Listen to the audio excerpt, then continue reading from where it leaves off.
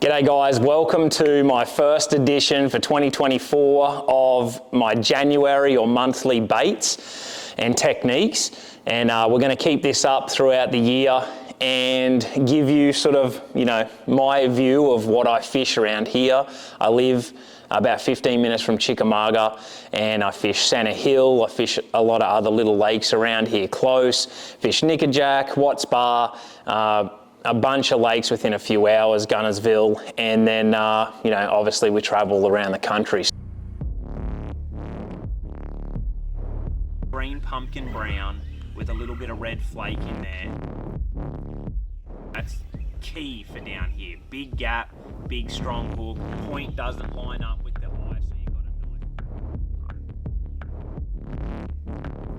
We're calling this the down under difference, and the reason for that is I lived in Australia for 26, 27 years of my life before I ever flew to America, and so a lot of my techniques are based off my Australian background. So even with my jig fishing, glide bait, my drop shot, finesse stuff, it all has a little bit of a different swing to it, I guess, just because that's what's got me here. Whenever I've learned a technique, I've always learned it, dove into it, and then I've thrown a different twist onto it. And it works for me, and it's fun because it gives me that little bit of an advantage that I'm doing something just a tiny bit different. So some of this stuff you mightn't agree with, some of it mightn't work in your areas, and some of it might work all over the country. These are general techniques that you might just pick up an idea and say, hey, I'm going to try that on my lake. So it's January right now, and it is bitter cold. I mean, it snowed here yesterday. It's below freezing. Today I got a high of 50. As soon as we finish here, I'm going down to Chickamauga to fish, and these are the rods I have on my deck. I've got 4 Baitcasters and 3 spins, and going to give you the rundown. So let's go. January baits. What do we do? Straight up, number one, obviously, Mega Live forward-facing sonar is dominating, so I can't leave this out. But the difference that I'm going to tell you that I do is I just try something bigger. The smallest bait that I use is 6 inches, and so this is the Whiplash Shad from Xzone, just a straight jerk shad. It's on the hybrid VMC 3/16 jig head, and it's a fish catcher machine. If you watch the Champlain edit from last year from Scoot on the Elite, I caught them smallmouth on everything. Like when I had a pack of fish, I just kept picking up different baits. I had spin rods laying everywhere. I had different weights and I had different sizes, different colors, and different variation of baits. And the Whiplash caught a bunch of fish. So it's a great one. One of the things to look out for when you're using Mega Live forward-facing sonar and you're casting to fish is the weight of the jig head. The lighter you go, the better it's going to be. So I start at 3/16 and I just try and let it get down there. But the problem is, if you've got packs of fish and you've got wolf packs chasing bait and they're on the move, you're going to have to go heavier. So you just go quarter, not getting to them. Look at them, dude. Now I'm getting to them, not getting to them, half ounce. I'll keep Here he going comes. Until Here he I comes. can see that fish moving, I can lead it and get that bait down in front of it. Full pack of them. Above its head, do the shake, and that's just like, it's caught so many fish this year on every single level. This is a big one. The rod is number one. It's the number one killer for forward-facing sonar, whether you land those fish or not. If you watch my videos, I rarely lose any fish. And Alec Morrison, who's on the Millerods team, he won Sam Rayburn. He's won a bunch of stuff last year, from smallmouth to largemouth. He solely uses the Bass Freak, and that's all I use. Millerods Bass Freak. It's an amazing rod. I'll leave the link below, but that is the one that you want. Shimano 3000 sustain. That's I pretty much use all 3000 size reels. 8 and 10 pound PowerPro straight through with a reasonably long, I'll either go a super short leader or a really long leader. I usually like a long leader, 10 pound Sunline FC or 8, 6, whatever you're fishing. The clearer, work your way up. Another thing to try to test at home, try tying the knot directly to the jig head and cinching it down, and try a loop knot. You'll see major differences. Sometimes they like it with the loop knot, sometimes they like it tied direct, and you've got to be careful with your loop knot on light line because it can break over the eye of that hook. So I generally don't like using a loop knot anything below 10 pound, but give that a go. That's my forward facing deal. For something different, instead of going to a 3/8 or a 1/2 ounce with your minnow, try a Jigging Rap. I mean, this thing is an absolute fish catcher this time of year in the winter. I did this in Australia for most of my career. Some of the first bass I ever caught was on an ice jig on artificial lures. And so in Australia, we fished the thing vertically all the time. We just dropped it straight down and we got it close to the bottom, and you were using short, sharp twitches and letting that thing just erratically bounce. That's why it works. It's just constantly changing direction. It's subtle, it doesn't have vibration, it just glides. And you would kick that mud up, and our Australian bass and yellow belly and all sorts of our native species just loved it. And what I've learnt here in the US is casting it. And so this is the brand new Jigging Rap from Rapala, and it's the Magnum. It's wider and it's heavy and it shoots down there. But when you lift your rod tip and you start twitching it, it really glides well and stays up high and stays where you want it, so you can keep it above their head. It has a swivel for the hook, which is really key because you can lose a lot of fish on a Jigging Rap. But that swivel really helps you lock in on them. I love that chrome and blue. It just works all over the country in clear water settings, either on the bottom or casting to those individual bait chasers with forward face, and I use the exact same setup except I've got a Stratic, but Bass Freak for that. I use braid, leader, setup, the whole works. Lead cast it, get it down to them, keep your rod tip high, short sharp twitches, that thing will erratically just dance all over the place and you'll watch them come up and eat it. So that's a good one for if those fish are trying to get away from you. And last, but not least, when it comes to the spin rod stuff, everyone, loves fishing a jig head on a paddle tail, and I'm just going to show you something a little bit different that I've been doing for a long time. There's a lot of stuff around right now with line through swim baits, and they are the deal. I chased that my whole career in Australia because Barra constantly throw a jig head weighted swim bait. So I was always trying to figure out how to make a line through swim bait so that bait would get away from the hook. And when those big barramundi would jump, you would just have the hook lodged in. And late in my career, I'd started to figure it out. And I sort of transitioned over here. So what this one is, little tiny 2.75 Swammer from Xzone.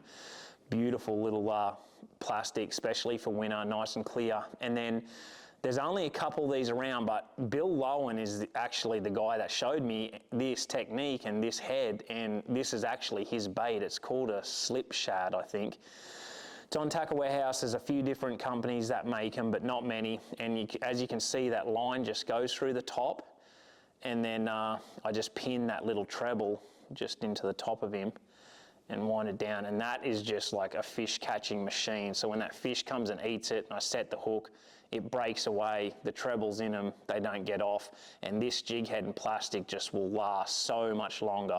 It's literally just wound on there, and I usually, when I'm really getting into them and catching them, I'll glue that. I'll twist it on, get it in the perfect spot, and then I'll glue it and pin that little treble. Sometimes you can pin it way back, but I usually like pinning it up near the front, and that way it doesn't affect it, and you just got to get it nice and dead straight, and so it'll swim straight.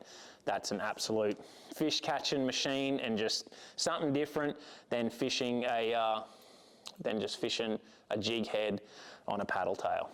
Can't go through winter and can't not show you a jig. It's my favourite way of catching them. It's how I really cut my teeth over here on Grand Lake learning with Fred, and then I started to expand it, and I end up having some of my best finishes. I've won more money on a jig in cold water and in hot than any other technique. It's what I won 10 killer on, the Bassmaster Elite. But where I really started to figure it out was on Douglas Lake in Tennessee in January. It was a PAA event. It got won on an A-rig, but I almost won it on a jig. And if the A-rig wasn't invented, I would have won it because I had consistent 18-pound bag a day for 3 days straight, and the A-rig guys were all over the place, and I just wasn't that dialed in. And so 3/4 ounce mainly in winter because I want to get it down into some of those deeper brush piles and off those deeper bluff walls, on those rock walls. And I just generally go green pumpkin and orange. I absolutely love it, but the real key is that trailer, and that's the Xzone muscle back craw in the big one. And it's just such a beautiful trailer because it's not as aggressive as the adrenaline craw. It's more subtle. It still has a little tiny bit of action, but just when you're crawling this thing, it's absolutely perfect and it just blends in with that color. Everything about this is the action. You cannot go slow enough. I call this counting rocks in January. I'm literally holding my rod tip up and I'm lifting that jig and dropping it over every rock and every shelf I can feel. It's how I almost won Gunnersville Elite in 15. My secret with all of that was my rod tip was never low. You see, my rod tip was always high, and I'm pulling it because I'm trying to lift that jig out of those crevices and dropping it over each rock. Real killer with this one is the rod, Jig Freak, Millerod Jig Freak. We've got 2 jig rods, Jig Freak for 3/8, half, and a little bit of 3/4, and then Jig Freak Power if you want to go 3/4 an ounce or heavier. Great Texas rig rods, really good Carolina rig rods, but by far the best jig rod that I've ever seen.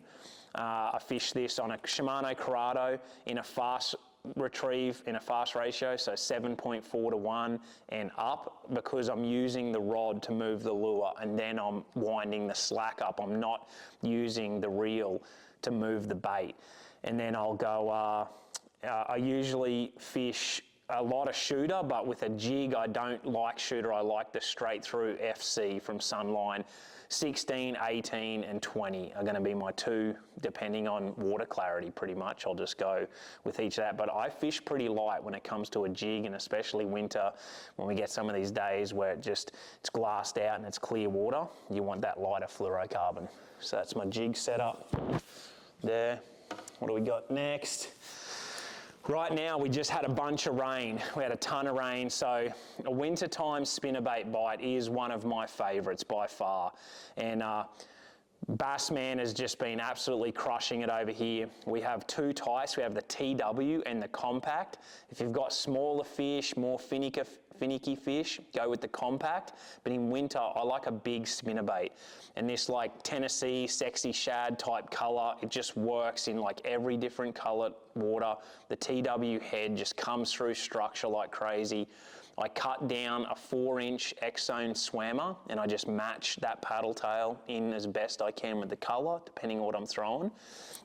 And then the biggest, the differences with a Bassman is the wire is a hybrid wire that I don't see many using. It's super strong, but it's very flexible, so it pulses and it gives you tons of vibration. This is such a good all-round head where you can burn it or slow roll it, and it comes through structure and grass. But for wintertime, this is your big killer right here. It's called a mag willow. That's what we call it in Australia, called it a turtle shell. There's a bunch of names for it. And this just allows you to just keep your rod tip up and slow roll it through those like main lake laydowns, bluff wall laydowns, good one. A bit of current. You want to you're not fishing this in the backs of pockets or the backs of creeks. You're fishing this out the front of everything. But a little bit of structure and possibly a little bit of current. Bassman action. I've had some of my best days late January and into February on a spinnerbait. And thanks to Seth, we've got a nice big VMC hook in there, so I rarely fish a stinger hook anymore. I just fish that thing straight through. It's so pretty. It works every time. It works on the fall. It's just a beautiful, fun bait to fish. And this time of year, when I'm pitching in close, I throw it on the Millerods Switch Freak, which is short, 7'2". But if I'm making long open water casts, I'll fish it on the Swim Freak. This is my favourite Shimano. It's the Bantam, and I'm gonna fish it in a slow ratio. So a big tip for you when it comes to wintertime fishing is watch the ratio of your reel. Anything that I'm using the reel to wind, I'm going 6.2 and less every time. What that's going to do is force you to slow down. Even when you're trying to wind too fast, the reel's slowing everything down for you. It's slow, slow, slow. So you can do that by slowing the ratio down. It'll make you go slow. When I want to creep that thing, I'm looking at my ratios all the time. I'm not going to try and slow roll with a 7.4, 7.6, 8.2 ratio reel. I'm going to go with a slow ratio. So in wintertime, all of my bait casters are going to be slow, except for like my jig and Carolina rigs, where I'm like dragging the bait and then winding the reel to catch up on the line. So Bassman Spinnerbait, TW, 3/4 ounce, turtle shell, swammer, slow roll, in around structure, absolute killer on wintertime bass. Can't go out there with a jerkbait. If you saw my last video, I've been absolutely loving this Rapala Mavrik. They killed it. It casts a mile. It does everything perfect, 44-degree water, and I had big ones eating it. I've caught a ton on it at Chick. G-Man's been dialing me in with it, and the best part about it is out of the box, it's ready to go with the VMC Redline hooks. I just love it. They're so sharp, so sticky, they're scary, and just everything about a jerkbait in wintertime or all year round is cadence. It's all about how you work the bait, how long you're going to pause it, how hard you're going to twitch it, how many times you're going to twitch it. You just have to vary it up. But the colder the water, the slower you got to go. And I'm talking little tiny twitches. It's not ripping it around. You're not trying to get it to go crazy. It's subtle, subtle, subtle most of the time. 10-pound Sunline shooter straight through. Absolutely love that line for a jerkbait. And then on my Millerods, Rip Freak, 7'2" with our jerkbait rod. So if you're a little bit shorter, some guys don't like it, but 7'2", you just get longer casts and you get more feel and you get more leverage when you get the hooks in them. And I find I just land more using the 7'2", and you can just get the bait down deeper because you can cast further. Last but not least, and one of my favourites, I haven't really shown this, but there's so much talk with Ben and everyone bringing his new bait out, and I just absolutely love a line through, a big line through. This is my big bait setup and big bait wintertime swim bait. There's a ton out there. This is the 316 top hook, and it just peels away like that. I usually put a quad in the top, and you can just dead slow roll it along the bottom, and it just goes at a dead slow pace. You can get out onto those creek beds, onto those shells, and just slow roll it down deep, over brush, over stumps. And Chickamauga, not last year before, when I was leading on the glide bait, I ended up pulling this out on day 3, and I caught back-to-back 7s, and it got me back in the game, and I almost won. And so I fish this. You'll see me, I fish the Dream Freak a bunch with the glide, but this one is the Beast Freak. So it's the one underneath the Dream. And this is like my A-rig rod, mag draft, 8-inch mag draft, line through, paddle tail, smaller glides. Great, unbelievable A-rig rod if you want to go braid leader or straight through fluorocarbon. And then I'm going 20-pound straight through Sunline FC for the line. And then again, super slow on the reel. Shimano Corrado 6.2 to 1, just dead slow roll it.